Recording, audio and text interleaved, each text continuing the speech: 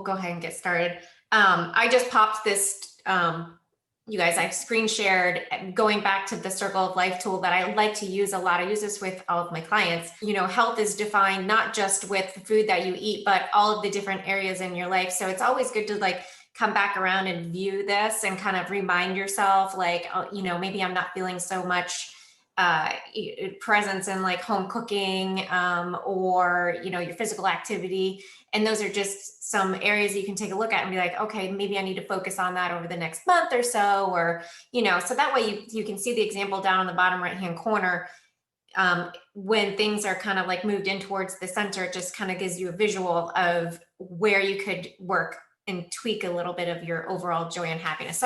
And going from like our stress sessions, like, you know, having, you know, stress and realizing there's stress. And so you can kind of pinpoint, you know, what it is, what kind of stress it is, and how to kind of handle it day by day. And one good way of doing that is just having mindfulness. And we've talked about this before, but it's still so important to just circle back around to the things that are not just the food that you eat that make you healthy, but everything that you can apply in your life that gives you overall joy. So it's not, like I said, it's just not about the food that you eat. Health is a definition of your mind, your body, and spirit. So in being mindful, it gives you choices. And really the definition of mindfulness, if I remember right, it goes something like, being mindful is by being present in moment by moment. So really it's just when you're present in all the situations, the conversations, this meeting that we're having, the work that you're doing. I know you guys are multitasking now, and that's okay. Because, you know, sometimes you have to do that. Okay. So just having a healthy life can bring you the joy and the passion and the purpose that you desire. And so I made a really nice list of ideas that I came up with that are really good ways to be mindful. And I came up with so many of them. It was just, you know, when you're in it and you're so passionate about something, it was like ebbing and flowing. And so I came up with this really great list, and I'll get through as many as we can. Here's a really good one.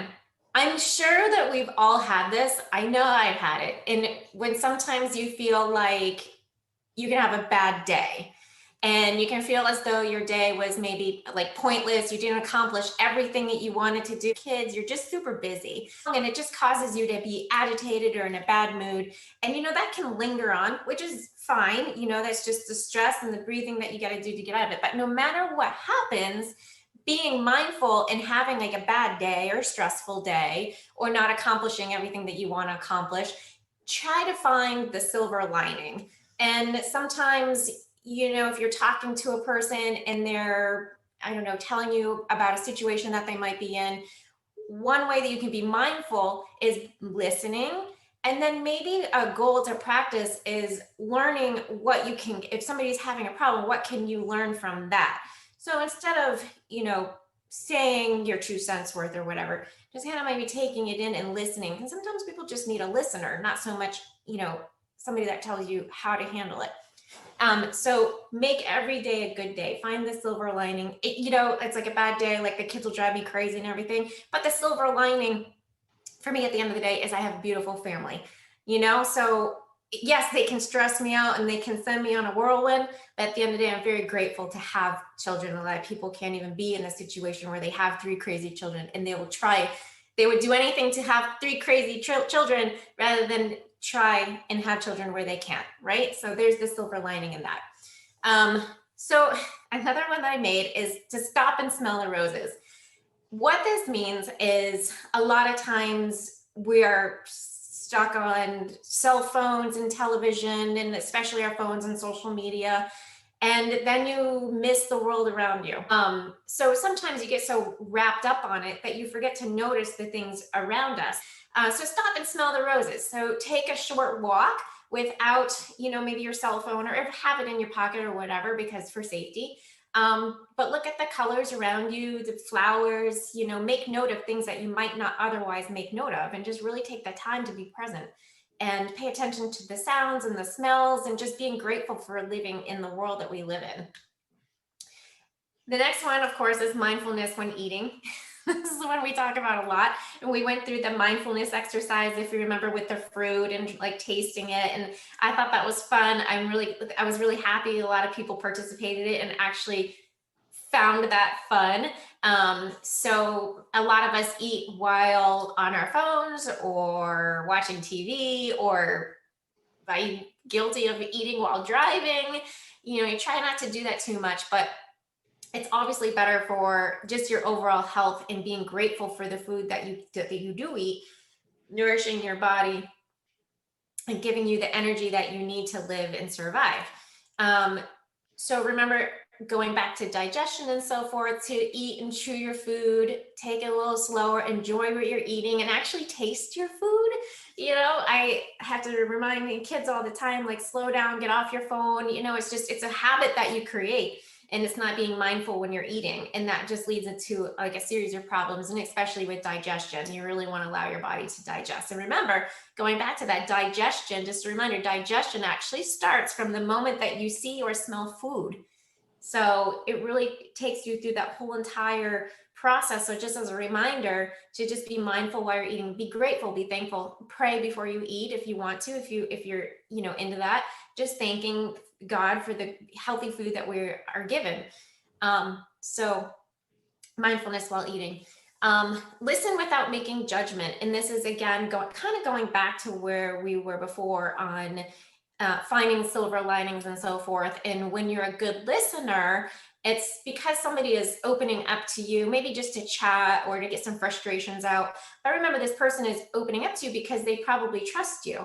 So you can practice listening without judgment and being mindful on how to respond.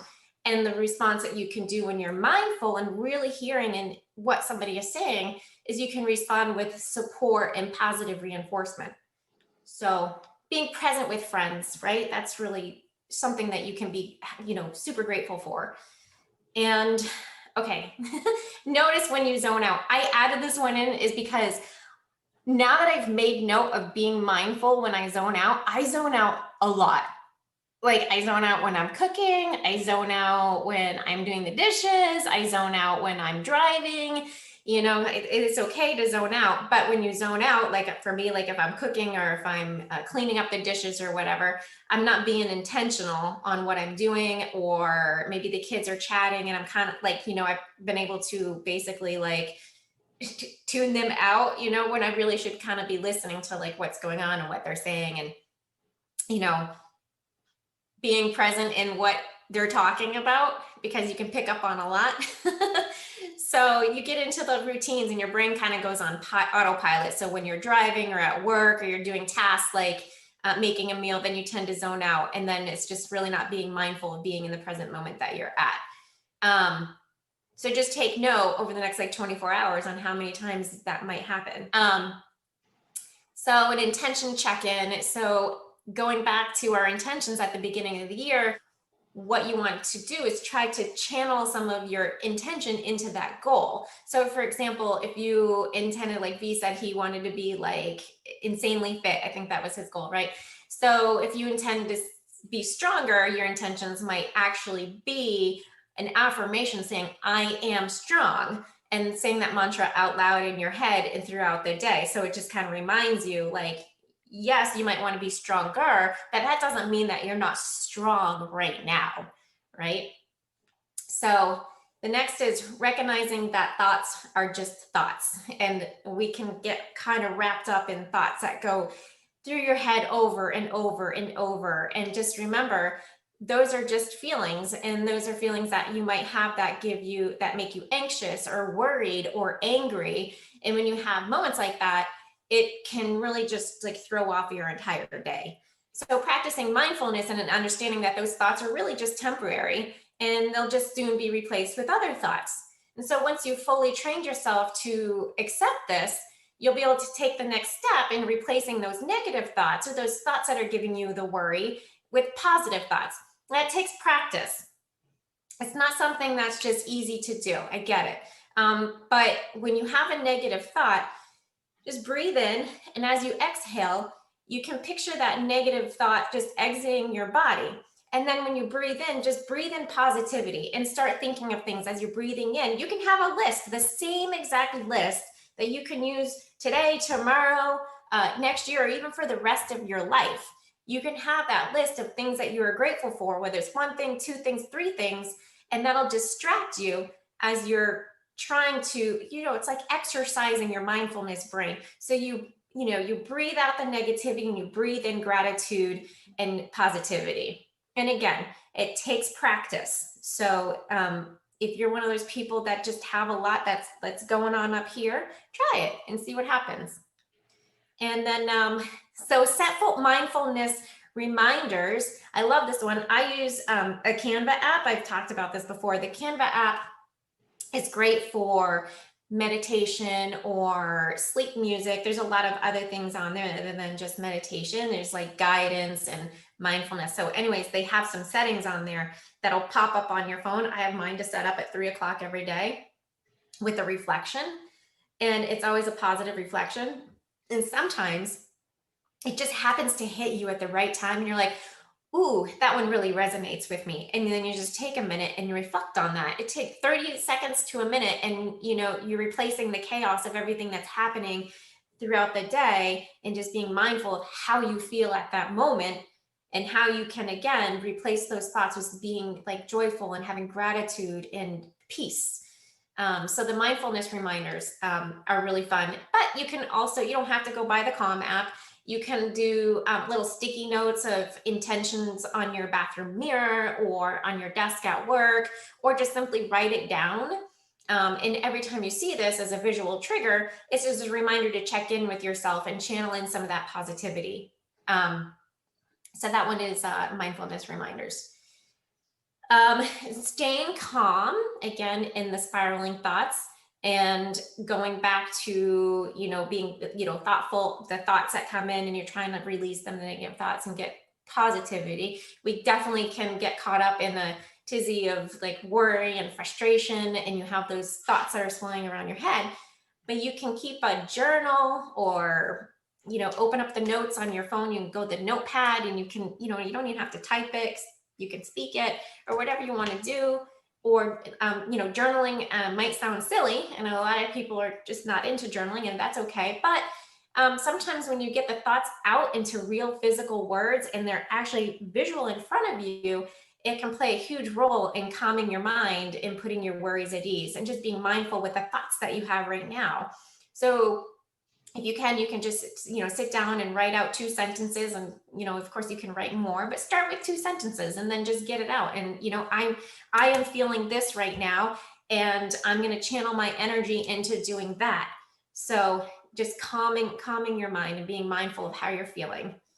And we talked a little bit, I don't know if you guys remember, about belly breathing. And what that is usually like day by day, it's normal to take shallow breaths. So, if you look down in your breathing, usually you see like your chest that's rising and falling, but that's like your autopilot way of breathing, specifically, kind of. So if you're like running or doing other like high cardio activity, that's where you're going to be like expanding your lungs a little bit more. But in order to bring your body back down into a state of calm, you can practice breathing through your diaphragm so that your tummy is rising and falling as you breathe. This is especially helpful at night when you're trying to like calm your thoughts and calm your mind. When you put your thoughts into breathing to your diaphragm and into your belly, it actually takes your mind from up here doing those thoughts down to here. And not only are you breathing and helping with the blood flow and opening up your diaphragm and helping with digestion and all these wonderful things, it relaxes you. It's almost like a state of reset. I have my kids do that. I call it like the 6-second reset. I've told you, I think about it, where you take a deep breath in, and for 6 seconds in, hold it for 6 seconds, and then breathe it out slow for 6 seconds, and repeat that for 6 times. It's almost like you're resetting your whole entire mindset. And it's a really great way to shift, in from, especially if you're going from one task to another and so forth. And then also tending to yourself. Okay, this is a lot of self-care. And especially women, like right now, it's like, Women Entrepreneur, Women's Month and whatever. And for guys too, you have to really practice self-care. And there are as humans, there are a few, basic things that you need to live, like food and rest, right? But the other thing that you need too is just to perform the necessary steps that it takes to get out of that autopilot mode and being mindful and the ways that we create our life. So when you are preparing your food, prepare it like you were preparing it for a guest or for a loved one. Make it look pretty, really decorate it, maybe using a bowl or a plate, and just make sure it's well-rounded and nourishing.